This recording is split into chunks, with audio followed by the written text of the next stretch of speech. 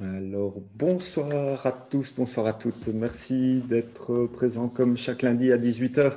Aujourd'hui, on vous parle de l'ashwagandha. Alors, l'ashwagandha, c'est un ingrédient phare de la médecine ayurvédique. C'est une plante médicinale qui est utilisée depuis des millénaires pour de nombreuses vertus. C'est un arbuste originaire d'Inde dont les racines sont riches en principes actifs et c'est cette partie qui est utilisée en phytothérapie après avoir été séchée, réduite en poudre. Alors, l'ashwagandha a la particularité d'être une plante adaptogène, ce qui signifie qu'elle a la capacité de s'adapter aux besoins de chacun, à des besoins spécifiques même, et notamment aux différents stress subis par l'organisme, quelle que soit leur origine. Donc, d'autres vertus lui sont prêtées, comme le fait qu'elle permettrait de réduire l'hyperglycémie en améliorant l'indice de sensibilité à l'insuline et serait aussi un anxiolytique naturel efficace puisque ça aide à lutter contre ça aide, pardon, à lutter contre le stress, la déprime, l'anxiété et donc finalement l'insomnie. Alors, des études récentes lui prêteraient même des propriétés anti-cancer ou plus exactement anti-tumorales. Alors, bonjour Amine, est-ce que tout d'abord tu peux nous parler, nous dire ce qu'est l'ashwagandha? Bonsoir Cédric et bonsoir tout le monde. L'ashwagandha, comme tu l'as bien décrit, c'est une plante qui est utilisée en médecine ayurvédique. Mhm. On lui donne plusieurs noms, entre autres, par exemple, le ginseng indien, entre autres. Quand vous trouvez ginseng indien, c'est l'ashwagandha ou le nom classique Withania somnifera. Et donc, c'est une plante, comme tu l'as bien signalé, une plante adaptogène. Et on va voir au cours de cette intervention pourquoi c'est adaptogène. Ça veut dire quoi adaptogène? Globalement, pour donner une petite réponse ici, mais on va voir ça, je pense, un peu plus en détail au fur et à mesure de l'interview. Adaptogène ou plante adaptogène veut dire que ça agit sur sur plusieurs voies métaboliques qui sont Mhm. en apparence indépendantes les unes des autres. Donc plusieurs systèmes qui sont différents les uns des autres par exemple, sur la thyroïde, sur le système nerveux, sur les surrénales, sur le foie, sur le tissu adipeux Mhm. et plein d'autres systèmes également par des voies métaboliques qui sont différentes. Et donc, l'ashwagandha, comme c'est une plante adaptogène, donc elle a ces différents effets et c'est pour ça qu'on dit qu'elle est adaptogène. Alors, on a aussi une autre interprétation par rapport à cette qualité d'adaptogène qu'on attribue en général à certaines plantes, c'est que dans certains cas, dans certaines fonctions métaboliques, on pourrait avoir soit un déficit ou un excès en certaines molécules, certains métabolites, certaines hormones, certains neurotransmetteurs. Et donc, la plante adaptogène qui va agir sur cette fonction, normalement, donc du moins en théorie, elle devrait réguler l'activité de ce système, de cet organe, de cette glande, en fonction de si donc cette glande est hyperactive, il faudrait la ralentir. Si c'est ralenti, il faudra la stimuler pour que ça travaille plus. Normalement, on a ça avec l'ashwagandha également Mhm. en rapport avec la thyroïde, mais je pense qu'on va avoir l'occasion de discuter de ça un peu plus tard. L'ashwagandha contient des principes actifs, ça contient c'est des molécules en fait qui ont la forme de stéroïdes, qui sont associées aussi à des molécules de lactone. Et donc là, on a plusieurs centaines de ces molécules bioactives. On a aussi des alcaloïdes. Donc Mhm. les stéroïdes, là, on a par exemple, entre autres, la witaférine ou la vitaférine, s'écrit avec W, et la vitaférine A, qu'on trouve notamment dans l'ashwagandha et qui est l'un des principes actifs les plus importants et sur lesquels il y a le plus d'études et donc qui va donner différents effets métaboliques, entre autres, mais on n'a pas que la witaférine, on a aussi toute la gamme de molécules à laquelle appartient la witaférine, qu'on appelle les witanolides. En général, on a à peu près dans les racines d'ashwagandha entre 3 et 5% à peu près de witanolides qui sont les principes actifs les plus connus, en tout cas les plus étudiés par rapport à d'autres principes actifs qu'on a aussi dans l'ashwagandha qui sont un peu moins connus, comme certains alcaloïdes par exemple. Voilà, tu as lâché les mots en prémisse. Est-ce que tu peux nous parler des effets de l'ashwagandha sur le métabolisme, justement? Oui, les effets métaboliques sont des effets métaboliques un peu classiques qu'on peut trouver dans différentes plantes adaptogènes, surtout les plantes adaptogènes. Donc, classiquement, donc l'effet antioxydant, l'effet surtout anti-inflammatoire et qui est très très présent dans l'ashwagandha. Souvent, on associe l'ashwagandha avec la fonction thyroïdienne, très souvent, mais en réalité, elle a un effet anti-inflammatoire très, très puissant. Et donc, cet effet anti-inflammatoire, c'est pas uniquement un effet, vraiment un effet pléiotrope. C'est pas uniquement un effet qui va intervenir uniquement dans la voie de l'inflammation en inhibant, par exemple, la COX-1 ou la COX-2 ou la lipoxygénase ou d'autres, mais plutôt, c'est plutôt un effet anti-inflammatoire pléiotrope qui va agir sur différentes autres voies qui vont induire justement cette voie de l'inflammation. Donc, c'est un effet un petit peu qui va prévenir l'inflammation ou qui ressemble un peu à ce qu'on avait pu voir dans d'autres interventions sur les polyphénols, par exemple.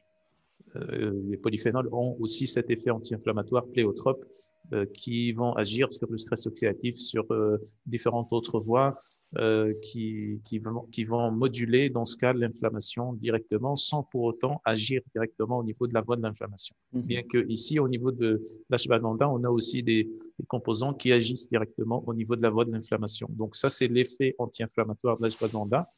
Un effet aussi de renforcement aussi du système immunitaire, donc par l'intermédiaire de cet effet anti-inflammatoire, mais aussi un effet qui va agir aussi sur la modulation, la régulation des deux cibles du système immunitaire, donc la production des cellules du système immunitaire à partir des cellules progénitrices et en même temps sur les fonctions. Donc, ça va favoriser les fonctions des différentes cellules, que ce soit la production d'anticorps, la production ou plutôt l'activité cytotoxique des lymphocytes T ou la phagocytose, etc. On a aussi un effet qui est assez connu. Alors, on n'a pas de données chez l'humain, mais on a différentes études, soit in vitro ou chez l'animal, qui montrent un effet antiprolifératif très intéressant de l'ashwagandha. Et donc cet effet justement antiprolifératif, il est dû à des principes actifs qui sont les witanolides, certains witanolides en tout cas, qui vont avoir par différents mécanismes, notamment par exemple le fait d'induire la production de ROS, d'espèces réactives d'oxygène dans les cellules cancéreuses. Donc, ils vont détruire les cellules cancéreuses en induisant le stress oxydatif à l'intérieur de ces cellules cancéreuses. Également, ça va aussi induire aussi un effet qui est très particulier ici à l'ashwagandha, qui est celui d'augmenter la sensibilité à l'apoptose.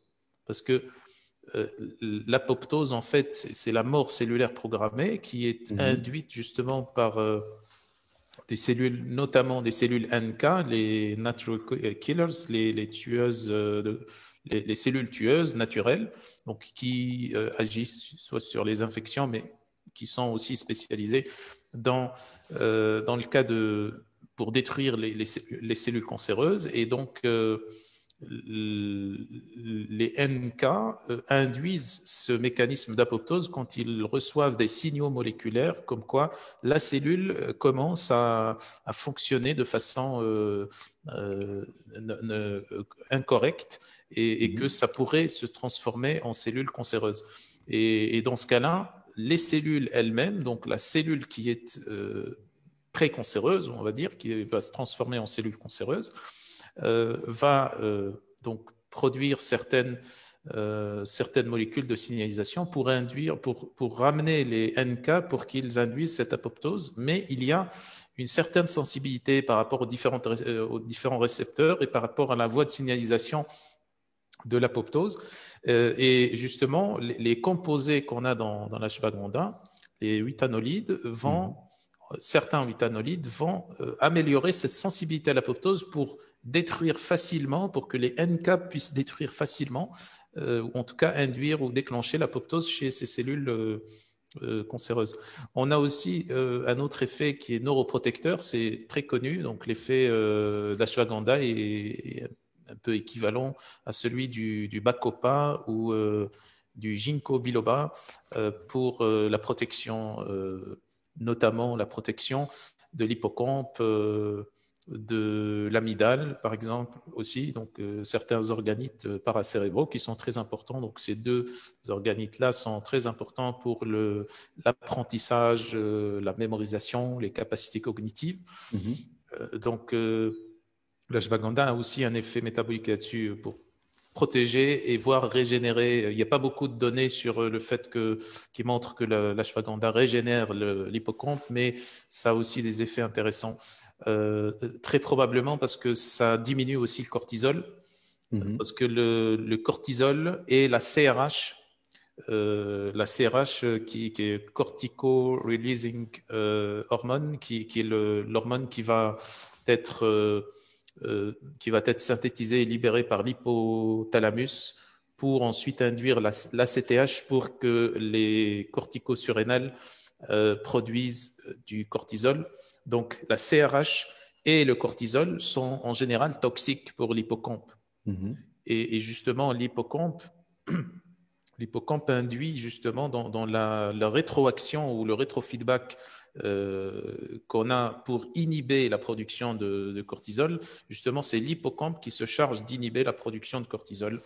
Et donc, l'effet de l'ashwagandha, neuroprotecteur de l'ashwagandha sur l'hippocampe, notamment, est assez similaire à celui du bacopa d'ailleurs. Et donc, ça passe par une diminution des taux de cortisol. Quand le cortisol diminue, l'hippocampe est moins intoxiqué et donc ça induit cet effet neuroprotecteur. Et donc, pour ne pas prendre trop de temps, parce qu'il y a encore plein d'autres effets, l'ashwagandha, il y a aussi un autre effet qui est assez peu connu, qui est un effet GABA-mimétique. C'est-à-dire que certains composants d'ashwagandha vont induire des effets qui sont similaires à ceux du GABA. Donc, je rappelle, le GABA, c'est un neurotransmetteur inhibiteur qu'on a dans le cerveau et qui appartient aux neurotransmetteurs du système nerveux parasympathique, qui est très intéressant pour le sommeil et pour plein de choses. Donc, je renvoie celles et ceux qui n'ont pas vu l'intervention ou la vidéo sur le GABA, donc on a déjà fait une vidéo là-dessus. Donc voilà un petit peu pour les effets métaboliques de l'ashwagandha, très résumé, et il y a encore beaucoup de choses à dire sur ces effets métaboliques, donc pour ne pas prendre trop de temps. On sait que sur la plupart des plantes et sur la plupart des sujets, je sais que si on te lance une demi-journée ou une journée ou 3 jours, il y a matière. Est-ce que tu peux maintenant nous parler de ces applications? Oui, pour les applications, ce qui est très connu par rapport à l'ashwagandha, et c'est pour ça que l'ashwagandha est connu et a été connu et promu, c'est justement les effets sur la thyroïde. Et là, on a une multitude de données sur le fait que l'ashwagandha stimule la production d'hormones thyroïdiennes. Donc là, on a suffisamment d'études là-dessus.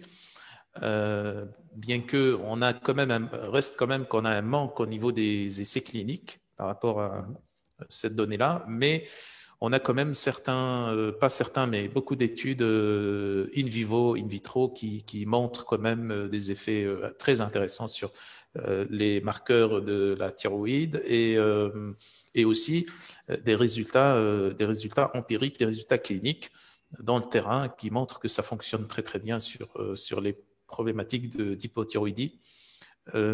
Donc l'effet adaptogène de la thyroïde pourrait, je dis bien pourrait, et il ne faut pas surinterpréter ou mal interpréter ce que je dis, pourrait aussi, dans certains cas, avec beaucoup de précautions, avoir des effets également intéressants dans certains cas, je dis bien, et j'insiste ici, d'hyperthyroïdie. Okay, dans d'autres cas, c'est contre-indiqué. Mais dans certains cas, on pourrait apparemment avoir des effets intéressants sur certains cas d'hyperthyroïdie et surtout de thyroïdite et également pour améliorer, pour diminuer les troubles prolifératifs au niveau de la thyroïde, donc les nodules ou des choses comme ça. Donc, ça protège la thyroïde, ça stimule la fonction de la thyroïde et dans certains cas, ça pourrait réguler le fonctionnement de la thyroïde. C'est ce qu'on appelle un effet adaptogène. Bien que l'effet sur ces quelques cas d'hyperthyroïdie n'est pas bien documenté. Donc là, je le cite avec beaucoup de précautions. Donc, ça n'est pas bien documenté, mais dans certains cas, ça intervient dans ce sens-là pour réguler à la baisse le fonctionnement de la thyroïde quand c'est trop accéléré. Voilà. Donc, ensuite, on a aussi des effets sur, globalement, on pourrait résumer ça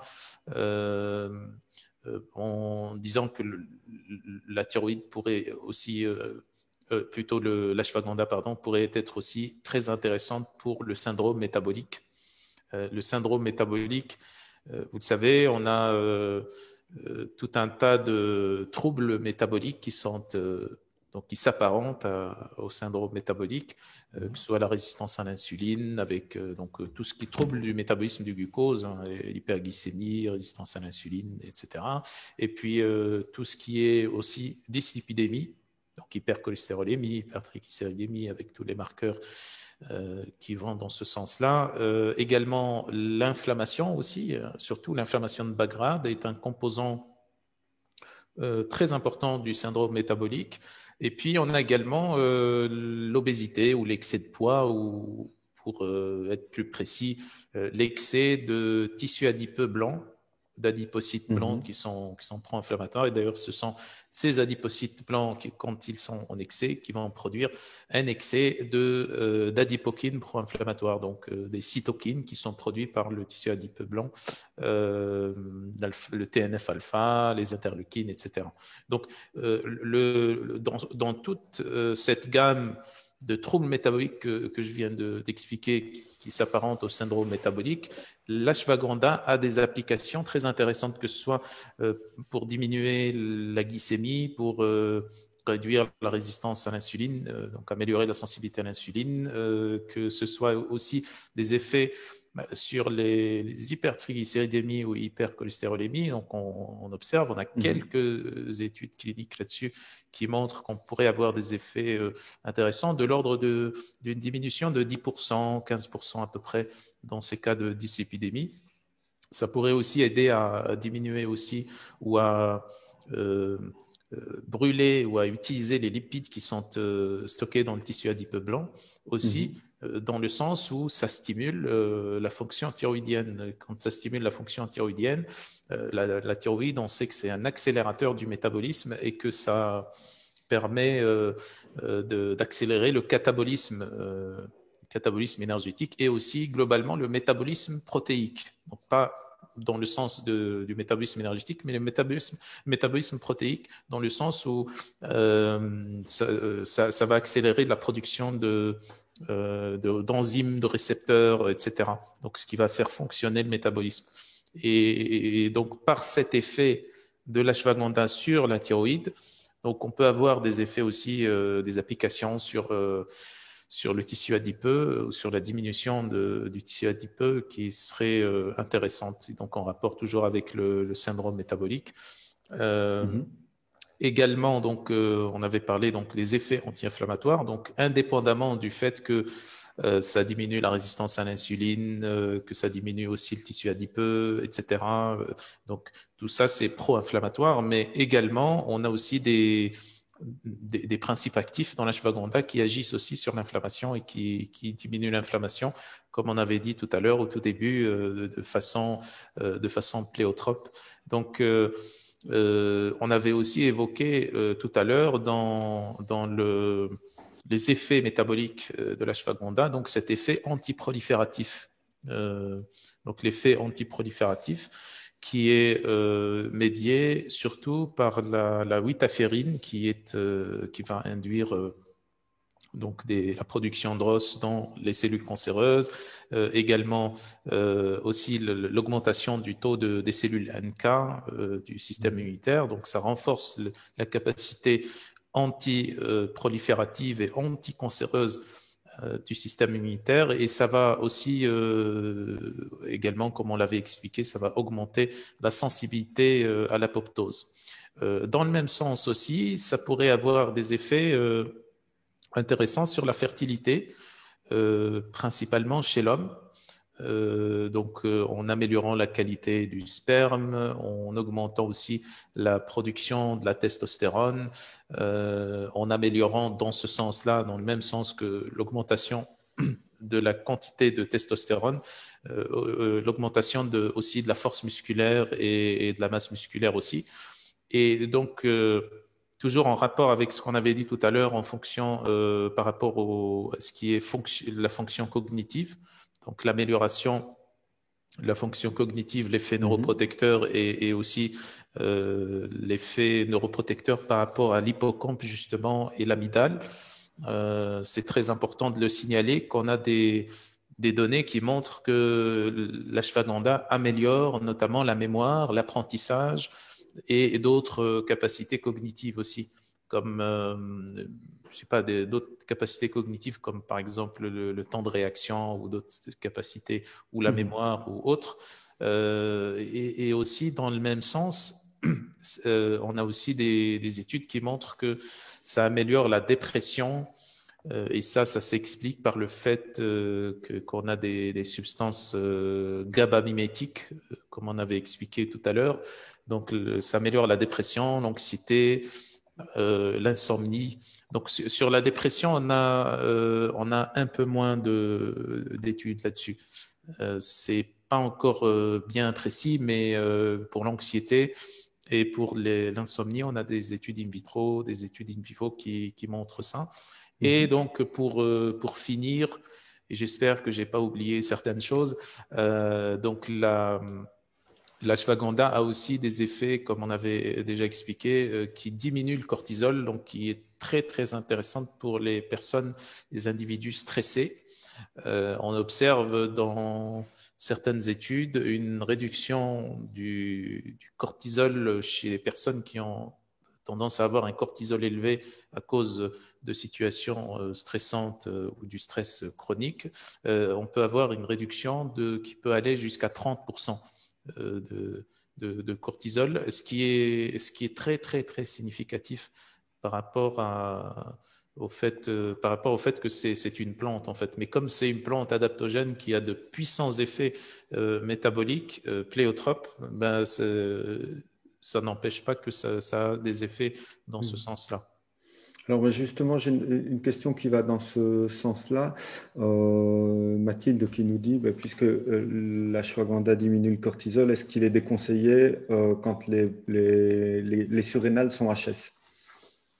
Quand il y a une insuffisance surrénalienne, en fait, non, parce que ici, ce que j'expliquais par rapport au cortisol, c'est une diminution des taux de cortisol chez les personnes qui ont des hypercortisolémies et donc qui ont encore des surrénales qui fonctionnent. et qui sont dans la phase avant l'insuffisance surrénalienne, avant l'épuisement des surrénales. Dans ce sens-là, l'ashwagandha diminue le cortisol. Par contre, chez des individus qui ont un cortisol bas, ça ne diminue pas le cortisol, ça n'influence pas le taux de cortisol. Ok, merci. Alors, est-ce qu'il y a des effets, est-ce qu'il peut y avoir des effets secondaires et des précautions ou des contre-indications? Normalement, il n'y a pas d'effet secondaire par Mhm. rapport à l'ashwagandha. Par contre, il y a des précautions, notamment puisque ça contient des alcaloïdes, donc en tout cas d'autres substances aussi actives. Ça serait déconseillé pour les femmes enceintes et les femmes allaitantes aussi. Dans le cas de troubles gastro-intestinaux, c'est-à-dire des personnes qui ont les intestins fragiles, bon, il faudrait faire attention par rapport à ça et ne pas donner des dosages assez élevés. Il faudrait tester la tolérance et voir, bon, c'est pas chez tout le monde, hein, chez la plupart des personnes, il n'y a pas de problème par rapport à ça, mais quand on a des intestins fragiles, ça risque de produire certains troubles gastro-intestinaux. On pourrait aussi donc être tenté de la déconseiller, et moi je recommande de la déconseiller pour les hyperthyroïdies, hein, parce que on n'aura pas le temps ici de Mhm. détailler les différents types d'hyperthyroïdie et quand est-ce que l'ashwagandha pourrait être intéressante ou non, mais il faudrait donc en règle générale, il ne faudrait pas donner en cas d'hyperthyroïdie. Euh, Si je peux me permettre, ça me perturbe un peu parce que dans un sens, on se dit c'est une plante adaptogène et dans l'autre, on dit attention, s'il y a hyperthyroïdie, on ne la met pas. Donc, alors que logiquement, s'il y a hyperthyroïdie et je me réfère à la définition de plante adaptogène, ça devrait justement travailler dans le bon sens. Dis-moi oui, un peu, oui, éclaire-moi oui. un peu. Oui, tu as raison, tout à fait, tu as raison. Mais en fait, par manque de données et par manque d'études Hmm. sur l'effet de l'ashwagandha en cas d'hyperthyroïdie, à ce moment-là, on pourrait se dire il faudrait faire attention, il faudrait quand même, euh, en tout cas, intégrer ça. Pour moi, c'est pas une contre-indication, mais c'est quand même déconseillé d'utiliser l'ashwagandha en cas d'hyperthyroïdie. D'accord. Quand c'est des cas d'hyperthyroïdie subclinique, par exemple, là, c'est sûr que l'ashwagandha pourrait aider à rééquilibrer ou réguler légèrement à la baisse l'activité de la thyroïde. Maintenant, quand Hmm. c'est des cas pathologiques d'hyperthyroïdie où on a une TSH basse, c'est-à-dire en dessous de la norme, et puis T4, T3 élevé, donc là, il faudrait faire attention à ça. Il Mhm. faudrait faire attention par précaution parce qu'on ne sait pas, on n'a pas des données là-dessus. Peut-être que plus tard, on aura d'autres données là-dessus. Mais ce qu'on peut voir déjà, parce que c'est ça la problématique, qu'on n'a pas des études in vivo chez l'animal ou encore moins chez l'humain sur ce type de situation. On n'a que certaines études in vitro qu'on pourrait interpréter de façon différente. Voilà. Donc, dans ce sens-là, il faudrait, pour moi, au sens général, il faudrait éviter en cas d'hyperthyroïdie. Et également, on a aussi une éventuelle interaction avec des antidépresseurs parce que, comme on avait dit, ça pourrait avoir un effet GABA mimétique. Donc, il ne faut pas donner en parallèle avec des antidépresseurs et notamment des benzodiazépines Mhm. mais d'autres antidépresseurs aussi. Et puis, il faudrait éviter aussi de donner en cas d'hémochromatose également. Donc, en cas d'hémochromatose, il faudrait éviter de donner parce que également, ça augmente pas beaucoup, mais ça augmente légèrement aussi l'absorption du fer. Mhm. J'ai Véronique qui nous demande aussi, enfin, qui nous demande ou qui nous dit, je ne sais pas, qui nous dit, puisqu'il n'y a pas de point d'interrogation, mais tu peux peut-être nous dire ce que tu en penses, pas idéal en cas de syndrome des ovaires polykystiques. Oui, oui, oui, ça pourrait être Mhm. intéressant pour les OPK, oui. Ça pourrait être intéressant. Bon, ça n'a pas d'effet direct. En tout cas, pour moi, je ne connais pas d'effet direct sur les OPK, mais ça peut être très intéressant indirectement, puisque le fait donc les régulations qu'on avait expliquées sur la thyroïde pourraient améliorer ou diminuer en tout cas les effets prolifératifs, différents effets prolifératifs, soit des ovaires polykystiques ou par exemple la maladie fibrokystique ou maladie fibrokystique du sein, ou d'autres problématiques dans ce sens-là. Donc oui, ça pourrait agir comme antiprolifératif. Bien sûr, à combiner avec d'autres éléments aussi. Les ovaires polykystiques, par exemple le brocoli, l'origan, également le N-acétylcystéine aussi, la vitamine B9, donc la vitamine B12 aussi sous forme de méthylcobalamine également peut être intéressante pour les ovaires polykystiques. Et donc, puisqu'on est dans les contre-indications également, en cas d'intolérance à l'histamine, y a-t-il une contre-indication? En cas d'intolérance à l'histamine, pour une contre-indication pour l'ashwagandha, non. Oui. Il n'y a pas de contre-indication particulière par rapport à ça. Ça peut même être une indication de la thyroïde de l'ashwagandha pour l'intolérance à l'histamine. Oui, ça pourrait être une indication parce que ça a des effets différents. Quand on a une intolérance à l'histamine, on a un certain niveau d'inflammation, de stress oxydatif, de manifestations pseudo-allergiques, etc. Et donc, l'ashwagandha pourrait être intéressante dans ce sens, oui.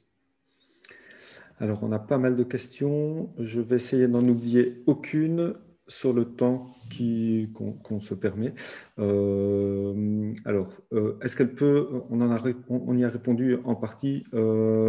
Catherine qui nous demande, est-ce qu'elle peut influencer les effets des hormones thyroïdiennes prises en cas d'hypothyroïdie? Tout à fait, oui. C'est même une indication. C'est la première application que j'avais expliquée au tout début. Donc oui, c'est bien indiqué et c'est très important. Donc c'est un élément très important dans la prise en charge ou l'intervention pour l'hypothyroïdie. Bien sûr, pas seul, mais ça peut être associé à d'autres choses, oui. Donc, de fait, là j'entends dans la question ou ce que j'en lis et que j'en interprète, c'est est-ce que ça peut influencer les hormones thyroïdiennes qui sont prises? Donc, est-ce qu'il n'y a pas un dosage à refaire derrière ça? Oui, bah, ça c'est clair. Hein. C'est clair qu'il faudrait consulter son médecin pour faire des bilans, évaluer l'effet de l'ashwagandha sur les hormones thyroïdiennes et par rapport au traitement éventuel qui serait pris. Et voir si ça donne des effets intéressants, c'est le médecin qui décide de diminuer le dosage du traitement ou d'enlever ou de garder et de ne pas prescrire d'ashwagandha du tout. Donc ça, c'est le médecin qui va décider de ça. Mais effectivement, il faudrait équilibrer entre le médicament pris, donc notamment les Thyrox par exemple, et la prise d'ashwagandha. Alors, peut-on donner de l'ashwagandha chez une personne qui a du diabète de type 1 avec déjà une atteinte rénale afin de régulariser sa glycémie? Est-ce qu'il n'y a pas de risque d'hypoglycémie? On peut utiliser, mais en général, quand il y a une insuffisance rénale, il faudrait faire attention avec ça. Il faudrait faire attention dès que le DMG dès que le DMG est inférieur à 45, il faudrait faire attention en général à tout ce qui est plantes ou compléments alimentaires, pas tous les compléments alimentaires, mais plantes, polyphénols, alcaloïdes, donc ces principes actifs-là qui peuvent avoir une élimination rénale. Donc, ou alors même hépatique. Donc à ce moment-là, il faudrait faire attention à l'insuffisance hépatique également. Donc dans tous les cas, il faut faire attention à l'insuffisance rénale. Quand le DMG est inférieur à 45, normalement, il faudrait pas supplémenter ou alors il faudrait consulter le médecin. Peut-être qu'on pourrait diminuer les dosages, mais ça, c'est une décision qui revient au médecin. Par contre, maintenant, si je réponds juste à la moitié de la question, c'est-à-dire juste diabète type 1, et qu'on n'a pas d'insuffisance rénale associée, à ce moment-là, oui, ça pourrait être très intéressant d'associer l'ashwagandha avec d'autres composants qui pourraient être intéressants pour améliorer la résistance à l'insuline, parce que ce qu'on ne dit pas souvent dans le cas du diabète type 1, c'est que, OK, ça peut être une maladie, c'est une maladie auto-immune des cellules de Langerhans, notamment les cellules bêta. Donc, diminution de la production de l'insuline, mais en même temps, on peut avoir aussi une résistance à l'insuline. C'est-à-dire, lorsque cette quantité d'insuline qui est produite, ou même la quantité d'insuline qui est utilisée, qui est injectée, que la personne prend, cette quantité d'insuline peut ne pas être fonctionnelle complètement au niveau des cellules, au niveau des cellules cibles, parce que la résistance à l'insuline peut accompagner un diabète type 1. Même s'il n'y a pas de résistance à l'insuline au sens pathologique du terme, on peut toujours, même chez quelqu'un qui n'a pas de résistance à l'insuline, améliorer la sensibilité à l'insuline. Et en améliorant la sensibilité à l'insuline, on va diminuer le besoin en insuline. C'est-à-dire la quantité d'insuline va forcément diminuer puisque la sensibilité à l'insuline est meilleure. Donc, si on améliore la sensibilité à l'insuline dans ce sens-là, on pourrait même aider donc, les diabétiques type 1. Par contre, je n'ai pas d'infos sur le fait que l'ashwagandha pourrait aider à régénérer ou à protéger les cellules bêta notamment. Là, on peut avoir d'autres plantes, notamment le ginkgo par exemple, qui pourraient avoir des effets intéressants sur la production d'insuline et également sur l'amélioration de la qualité des cellules bêta. Mais c'est des études qui sont des études préliminaires et ce n'est pas des études chez l'humain. Alors, Lilia, qui nous demande si elle est conseillée pour les personnes qui ont des maladies auto-immunes. Oui, ça peut être intéressant aussi. Dans les maladies auto-immunes. En fait, là où il y a de l'inflammation, c'est intéressant. Là où il y a un syndrome inflammatoire, c'est intéressant. Et dans les cas des maladies auto-immunes aussi, ça pourrait aider. Maintenant, comme je l'explique toujours, c'est pas la seule plante ou le seul composant qu'il faudrait utiliser dans ce sens. Mais ça peut avoir des applications intéressantes, oui. Alors, est-ce qu'elle pourrait augmenter le taux de GABA? Est-ce que l'ashwagandha augmenterait le taux de GABA? En fait, on ne sait pas. Aucune idée. Il n'y a pas de données là-dessus. Il y a juste des données préliminaires qui montrent que on obtient des effets qui sont similaires à ceux du GABA. Mais maintenant, on ne sait pas, est-ce qu'il y aurait un principe actif dans l'ashwagandha qui pourrait aller donc s'insérer au niveau des récepteurs du GABA, par exemple? Ça peut être une hypothèse. Ou est-ce que ça stimulerait la production du GABA? Une autre hypothèse aussi. Ou est-ce que ça ferait les deux? Autre hypothèse. Ou est-ce que également ça pourrait donc un autre principe actif qui va s'insérer dans d'autres récepteurs sur d'autres neurotransmetteurs inhibiteurs et ça produirait des effets qui seraient similaires au GABA? On n'en sait rien. Donc, ça a des effets GABA mimétiques sans qu'on sache quel est le mécanisme exact. C'est pour ça que je ne l'ai pas expliqué en fait, parce qu'il n'y a pas de données là-dessus. Ok, alors pour la question suivante posée par Anissa, je vais y répondre avec plaisir. Où trouve-t-on cette plante? Eh bien, je vous dirai chez Nutrilogix. Voilà, comme ça j'ai fait ma publicité. Vous le trouverez facilement sur le site Nutrilogix sans aucun problème. Autre question de Nawel. Est-ce qu'elle a une action sur les surrénales? On y a répondu en partie aussi. Juste par rapport à... Bon, je vais répondre à cette question, mais avant, pour rajouter par rapport à l'ashwagandha NRD, des laboratoires NRD que tu as mentionné, donc qu'on trouve sur le site de Nutrilogix. C'est une ashwagandha qui est, c'est-à-dire qui est extraite en fait d'un extrait qui est très concentré en principe actif. Donc c'est l'extrait le plus concentré sur le marché qui existe, c'est-à-dire 5% de withanolide. Et c'est l'extrait connu sous le nom KSM 66. Donc KSM 66, c'est l'extrait le plus concentré en withanolide qui est connu sur le marché en ashwagandha. Donc c'est la meilleure matière première qui existe. Voilà. Donc, et pour donc, les effets sur les surrénales, oui, j'avais expliqué que chez les patients qui ont un excès de cortisol à cause du stress, chez ceux-là, on peut avoir une diminution du cortisol qui pourrait arriver jusqu'à 30% de diminution de cortisolémie, ce qui est très, très bien pour ce type de patient. Par contre, pour les patients qui ont une insuffisance surrénalienne, soit une insuffisance corticotrope ou une insuffisance primaire, cela, il n'y a pas d'effet de l'ashwagandha sur le cortisol. Et c'est ça, en fait, l'effet pléiotrope et l'effet adaptogène de l'ashwagandha. Donc, quand c'est nécessaire, quand il y a un excès de cortisol, on diminue. Mais quand il y a un manque de cortisol, il n'y a pas d'effet.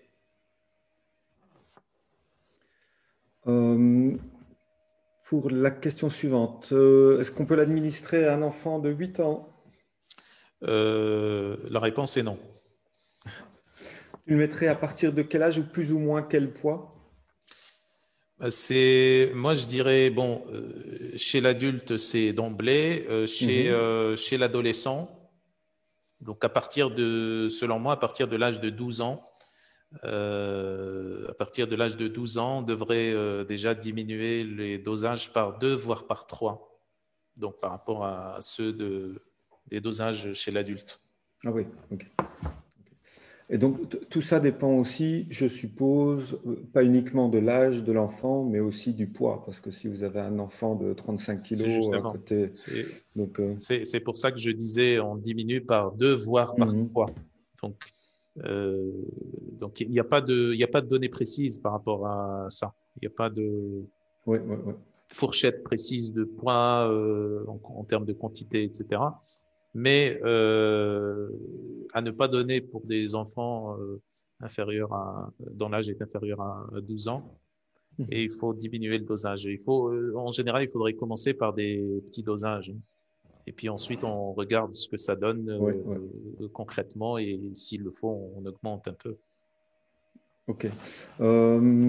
Alors, je suis en train de regarder. Dominique qui nous demande quel serait le meilleur totum pour l'antiprolifération. Par exemple, moringa, ashwagandha, oléocanthal, 3 petits points. Est-ce que tu as une réponse à ça? Oui. Est-ce que tu veux nous donner une réponse à ça? Oui. Et ici, on est en train de parler de l'effet antiprolifératif. Donc, on est dans des notions de biologie. C'est-à-dire, ceux qui sont en train de nous regarder pourraient faire l'association avec ce que ça pourrait impliquer ou pas. Mais moi, je ne suis pas responsable de ça. Donc, l'effet antiprolifératif, on le trouve donc dans l'ashwagandha, entre autres, mais aussi dans la plupart des polyphénols. Donc, je dirais une combinaison de polyphénols, notamment ce qui est bien connu, le resveratrol, la quercétine, la curcumine. Donc, ces polyphénols-là, et d'autres polyphénols aussi, mais ceux-là sont les plus connus. Donc, on pourrait combiner ensemble avec l'ashwagandha aussi. D'accord. Alors, je vais arriver dans les dernières questions parce qu'il y en a encore quelques-unes, mais peut-on l'associer à la berbérine pour les diabétiques? Tout à fait. Une très belle association. La berbérine, la cannelle, etc. Bien que, ici, je précise bien que la berbérine a un effet beaucoup plus intéressant que l'ashwagandha par rapport au syndrome métabolique en général. l'effet de la berberine est beaucoup, beaucoup plus puissant. Donc oui, on pourrait associer ça avec la cannelle, la berberine, le chrome, par exemple. Ouais. Dernière question. Non, d'abord, je réponds à une question. Est-ce que vous pouvez l'avoir en Tunisie? Oui. Voilà, comme ça, Ouda a réponse à sa question. Et là, je prends deux questions et j'en fais une seule. Euh, sur quelle durée peut-on ou doit-on le prendre? Est-ce que c'est en cure ou au long cours? Et dans la même question, vaut-il mieux le prendre le matin, le soir? Alors, tout dépend en fonction, par rapport au Mhm. moment de la prise. Donc, on peut prendre le soir. Donc, on peut prendre le soir. Si c'est pour la thyroïde, le mieux, c'est de prendre le matin. Donc, le mieux, c'est de prendre le matin où on va associer avec des précurseurs comme la tyrosine, par Mhm. exemple, comme des cofacteurs comme le zinc, enfin, il y a plusieurs cofacteurs, la vitamine D, etc., Vitamine qui D, oui. permettent de faire fonctionner la thyroïde et la fonction thyroïdienne en général. Donc ça serait plutôt le matin, Mhm. quand c'est pour la thyroïde. Maintenant, quand c'est donné pour, par exemple, pour son effet GABA-mimétique, ça devrait être le soir. Quand c'est donné pour le stress, par exemple, pour l'anxiété, etc., ça devrait être en général en fin de journée. Quand c'est donné également pour l'inflammation, ça devrait être aussi le soir, parce que c'est le soir, la nuit, où on commence à avoir le plus d'inflammation. Donc, c'est en fonction des différentes applications. Et moi, je propose qu'on fasse aussi que la prise soit en fenêtre. Mhm. Que ça ne soit pas en continu, mais que ça soit prise sous forme de fenêtre. Ouais. Ben, à titre personnel, moi, je vous confirme que je ne rêve jamais aussi bien que quand je prends de l'ashwagandha. Donc, voilà. Eh bien, merci. Je pense avoir fait le tour des questions. J'espère que je n'en ai pas oublié ou pas oublié trop, parce que pour tout vous dire, je suppose que j'en ai oublié. Je vous souhaite une très belle soirée. Amine, merci. Merci à tous d'être présents tous les lundis. La semaine prochaine, probablement que nous aurons un invité pour parler de la vitamine B. Rappelle-moi, vitamine La B, vitamine B9, la la 5 B9. MTHF. Donc voilà, la semaine prochaine, on parle de la B9, probablement avec un invité. Je vous souhaite une très belle soirée. Prenez soin de vous, prenez soin de tous ceux que vous aimez. Et salut Amine, à la prochaine. Merci, très belle soirée, à la prochaine. Salut.